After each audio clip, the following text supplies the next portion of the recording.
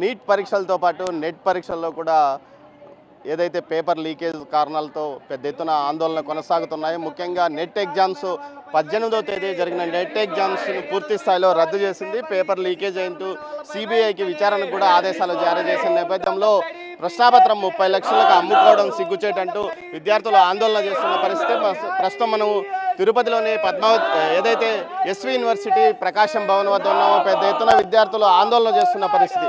ఓవైపు నీట్ పరీక్షలతో ప్రభుత్వ ప్రతిష్ట దిగజారడం, మరోవైపు నెట్ పరీక్ష 18వ తేదీ జరిగిన పరీక్ష పూర్తి స్థాయిలో పేపర్ లీక్ కావడం వల్ల పెద్ద ఎత్తున విద్యార్థులు, ముఖ్యంగా ఏదైతే ఉద్యోగార్థులు అటు ఎంబీబీఎస్కు అడ్మిషన్ అయ్యే విద్యార్థులు కూడా ఆందోళన చెందుతున్న పరిస్థితి. ప్రస్తుతం మనతో విద్యార్థి సంఘాల నాయకులు ఉన్నారు, వారిని అడిగి తెలుసుకుని చెప్పండి. నీట్ వ్యవహారం కొనసాగుతున్న దిశలోనే నెట్ పేపర్ లీకేజ్ కావడం ఎలాంటి పరిణామాలకు సూచిస్తుంది? దేశవ్యాప్తంగా నరేంద్ర మోడీ హయాంలో ఇంత పెద్ద కుంభకోణం జరగడం అనేది దేశ చరిత్రలోనే చాలా హీనమైన చర్యగా మేము భావిస్తూ ఉన్నాం. ఎందుకంటే గతంలో 2019-20 వరకు కూడా ఏ రాష్ట్రానికి ఆ రాష్ట్రం ప్రాతినిధ్యం వహిస్తూ డాక్టర్లు కావాలన్నా అది ఆ రోజు ఆ రాష్ట్రాలకు మాత్రమే పరిమితం అయ్యేది.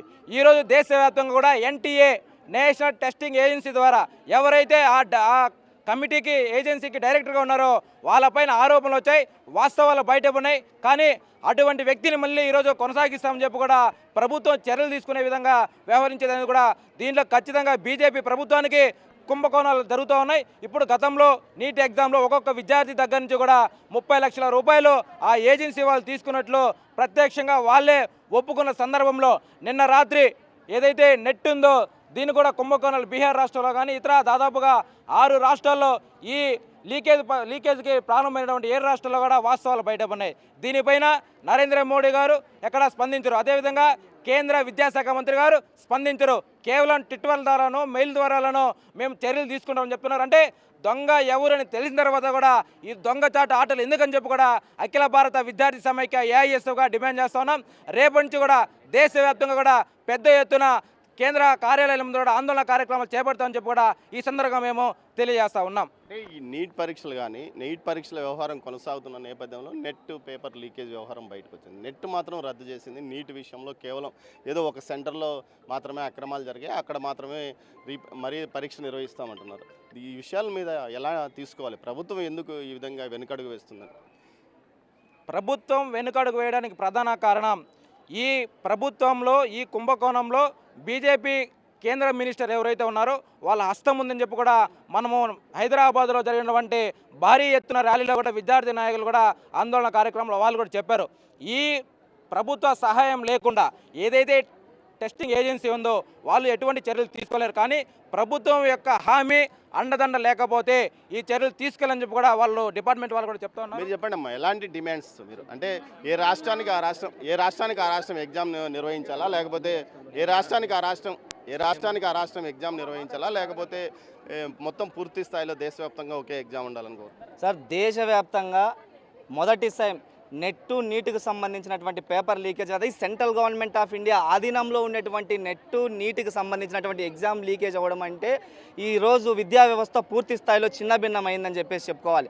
ఎందుకంటే 6 రాష్ట్రాలకు సంబంధించినటువంటి ఏదైతే నెట్ పేపర్ ఉందో నీట్ పేపర్ ఉందో 6 రాష్ట్రాలకు సంబంధించిన పేపర్ లీకేజ్ అయితే ఇప్పటిదాకా సెంట్రల్ గవర్నమెంట్కి సంబంధించినటువంటి ఎడ్యుకేషన్ మినిస్టర్లు ఇప్పటిదాకా స్పందించకపోవడం నిజంగా సిగ్గుచేట. అయితే ఏఐఎస్ఎఫ్గా దేశవ్యాప్తంగా ఉన్నటువంటి యూనివర్సిటీలు అందరూ మేము విద్యార్థులుగా నెట్ బాధితులుగా మేము ఒకటే డిమాండ్ చేస్తున్నాం. ప్రతి రాష్ట్రంలో ఏ రాష్ట్రానికి సంబంధించినటువంటి ఆ రాష్ట్రానికి సంబంధించినటువంటి నెట్ ఎగ్జామ్ కండక్ట్ చేస్తే అక్కడే ఉన్నటువంటి విద్యార్థులు ఆ రాష్ట్రంలోనే నెట్ ఎగ్జామ్ రాసుకొని అక్కడే నెట్ క్వాలిఫికేషన్కి సంబంధించిన కూడా ఎక్కువ క్వాలిఫై అయ్యేటువంటి విధంగా కూడా ఉంటుంది. కాబట్టి ఖచ్చితంగా నెట్ ఎగ్జామ్ ఎవరైతే పేపర్ లీకేజీకి కారణమయ్యారో నీట్ ఎగ్జామ్ పేపర్ లీకేజీకి కారణం ఎవరైతే అయ్యారో వాళ్ళపైన పూర్తి స్థాయిలో చర్యలు తీసుకొని నేషనల్ టెస్టింగ్ ఏజెన్సీకి సంబంధించి అదేవిధంగా సెంట్రల్ గవర్నమెంట్ ఆఫ్ ఇండియాకి సంబంధించిన ఎడ్యుకేషన్ మినిస్టర్ ఎవరైతే ఉన్నారో వాళ్ళు పూర్తిగా దీన్ని బాధ్యత వహించి వాళ్ళపైన కఠిన చర్యలు తీసుకోవాలి, నెట్ని రీటెస్ట్ పెట్టాలని చెప్పేసి కూడా డిమాండ్ చేస్తారు. నార్త్ ఇండియాలోనే ఎక్కువగా ఈ వ్యవహారం కొనసాగుతుంది. ఎందుకు సార్? నార్త్ ఇండియాకి సంబంధించిన వాళ్ళు ఎందుకంటే నార్త్ ఇండియాలో పూర్తి స్థాయిలో బీజేపీ గవర్నమెంట్ ఎక్కువ అక్కడ పాతుకుపోవడం వల్ల వాళ్ళు విద్యా వ్యవస్థలో ఎక్కువ నార్త్ ఇండియా వల్ల ఇప్పుడు మన సెంట్రల్ గవర్నమెంట్కి సంబంధించినటువంటి ఏ ఉద్యోగాల్లో తీసుకున్నటువంటి నార్త్ ఇండియా వాళ్ళే ఎక్కువ క్వాలిఫై అవుతున్నారు. అంటే నార్త్ ఇండియా వాళ్ళు అయితే దేశంలో నార్త్ ఇండియా వాళ్ళే ఎక్కువ క్వాలిఫై అవుతున్నారంటే మరి 29 రాష్ట్రాల్లో విద్యార్థులు అంత మెచ్యూరిటీ లెవెల్స్ లేవా, అంత ఇంటెలిజెన్స్ కాదా? నార్త్ వాళ్ళే క్వాలిఫై అవుతున్నట్లే కారణం ఏంటంటే నార్త్ వాళ్ళే ఈ ఎగ్జామ్ పేపర్ లీకేజ్కి కారణం అవుతున్నారు.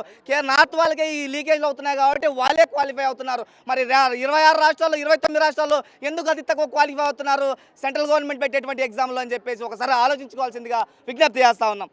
మీరు చెప్పండి, నీట్ ఎగ్జామ్ కోసం ఆస్తులు అమ్మి పెద్దలు తల్లిదండ్రులు ఎంతో కష్టపడతారు, కానీ ఈ విధంగా పేపర్ లీకేజ్ కావడం వల్ల భవిష్యత్తులో వీళ్ళ పిల్లల పరిస్థితి ఎలాగ ఉంటుందని? ఒక్కొక్కరు ఒక్కొక్కలా చదువుకుంటారు, క్వాలిఫై అవ్వడానికి ఉంటారు. నేను పోయినసారి కూడా రాశాను, పోయినసారి ఆన్లైన్ రాశాను, ఈసారి ఆఫ్లైన్. ఆన్లైనే పెట్టిన వాళ్ళు ఈసారి ఎందుకు ఆఫ్లైన్ పెట్టారు? పేపర్ లీకేజ్ కోసం ఆఫ్లైన్ పెట్టారా? నాకు అర్థం కావడం లేదు. మాకు మళ్ళీ రీ ఎగ్జామ్ పెట్టాల్సిందిగా కోరుకుంటున్నాను.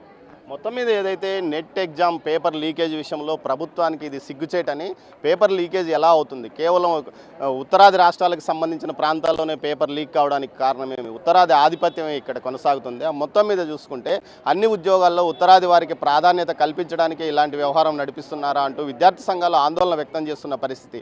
కేవలం బీజేపీ పాలిత ప్రాంత రాష్ట్రాల్లోనే ఇలాంటి వ్యవహారం ఎందుకు కొనసాగుతుంది? ఈ విషయంలో మేధావులు ఆలోచించాలి. ఏ రాష్ట్రానికి ఆ రాష్ట్రంలో యూజీసీ ఎగ్జామ్స్ నెట్ జరిగే విధంగా ముందు ఏదైతే ఎగ్జామ్స్కు అవసరమైన ప్రణాళిక సిద్ధం కావాలి. దీంతోపాటు నీట్ ఎగ్జామ్స్లో నష్టపోయిన వారికి కూడా న్యాయం చేయాలని విద్యార్థి సంఘాలు డిమాండ్ చేస్తున్న పరిస్థితి కనిపిస్తుంది.